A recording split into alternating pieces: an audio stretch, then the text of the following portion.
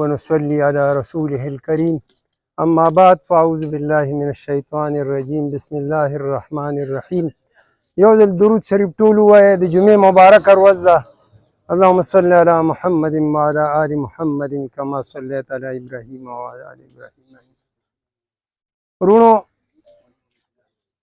د سټیج باندې څونه مشران چې ناست دي، سکندر حیات خان شیرپو، ورسره مفتي افتخار احمد خان، جاوید خان، زمونږ ارګنایزینګ کمیټې مشران، او ورسره چې کوم دی د ویلیج کونسلو چیرمنان، د علاقې مشران څونه چې راغلي دي، زه ټولو ته هرکلی وایم. انفرادي طور نومونه ما وانغستل د وخت کمي په وجه باندې، خو تاسو ته یقینا وایم ستاسو ډېره شکریه او ډېر مننه چې د علاقې ته راغلي دي دا څونه کسان. زه تاسو ته یو دوه خبرې کوم بحیثیت د یو سی چیرمن. انشاءالله دا یاد ساتئ چې کارونه به په میرټ کیږي، دا به نه کیږي چې مطلب دا دی زما د اجرې کار څوک کوي زه به هغه له کار کوم. انشاءالله چې د پارټۍ څوک خدمت کوي دا الرحمن الرحیم. جناب سکندر خان، جناب جاوید خان او سره دا نور مېلمانه زما له طرفه او د دې غریبانانو وروڼو طرفه هر کال یې قبوله منظور کړي.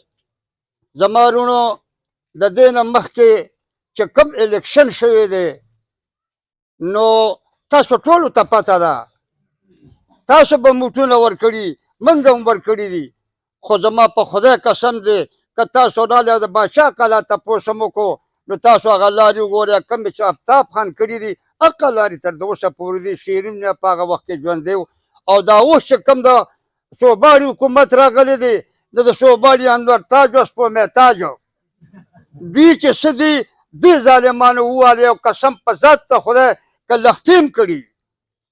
نو وروره موږ له آفتاب خان، سکندر خان دا زموږ د علاقې پښتانه دي، خانان دي، په کار دا ده بغیر د دوی نه موږ له څوک کار نه کوي. دا زه دا نه وایم چې ګنې ماله به سکندر خان سره راکړي، آفتاب خان به سره راکړي. د خدای دپاره حق خبره کوم او حق وینا کوم چې زه بغیر د آفتاب خان نه او د سکندر خان نه د غریب اواز څوک نه اوچتوي. زموږ مشران د حکومت اسم نه وو، خو دوی ته لار میلاو شوه، هغه کارونه نن دا دی بیا روان شو. په دې 4 کاله ګورنمنټ کې د پی ټي آی ماته په ډسټرکټ چارسده کې یو د پرایمري سکول وښایې په ډسټرکټ چارسده کې چې په 4 کاله کې وکړو، او د هغې نه وړاندې ورته په لومبي کال هغه نخم کال په لومبي لوېدلی و، وی به زموږ په مرکز کې حکومت نه دی. خو زه خبرې اوږدېږي.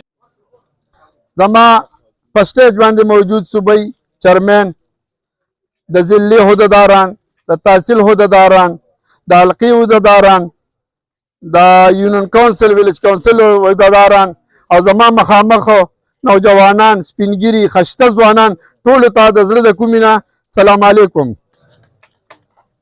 زما خوږو عزتمندو مشرانو کشرانو، زه به څه ووایم ما له خو سره عظیم نه، خو دونه خبره ده چې څه دي نو د ټولې دنیا ته پته ده. په دې علاقه کې چې څه مخکې تېر شوي دي هم د ملګرو ته هم پته ده او د علاقې ته هم پته ده، او اوس هم چې څه کېږي نو انشاءالله چې په راتلونکي دور هم د خپل صوبایي چیرمن نه تمه ده چې خدای پاک راولي نو هر څه به کېږي. زه د خپلو ملګرو له او د خپلو کلیوالو له دا کوم ملګري چې ما سره په قافله کې موږ سره شریک شو، زه دوی له داد ورکوم چې د روزګار به هم کېږي، د جایداد به هم کېږي، د لارې کوڅې به هم کېږي، د هر قسمه د صوبایي چیرمن نه علاوه انشاءالله چې زه دا داد ورکوم چې موږ په اقتدار کې زموږ د مشران راغلله چې څه قسمه خبره تاسو وایې دا به کېږي، او دا جهد به موږ ټول په شریکه انشاءالله د قام د ترقۍ دپاره د سوکالۍ دپاره چلو.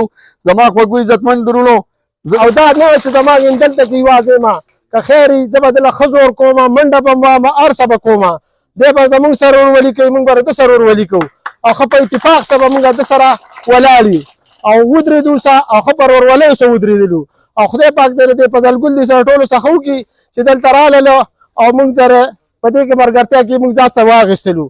والسلام.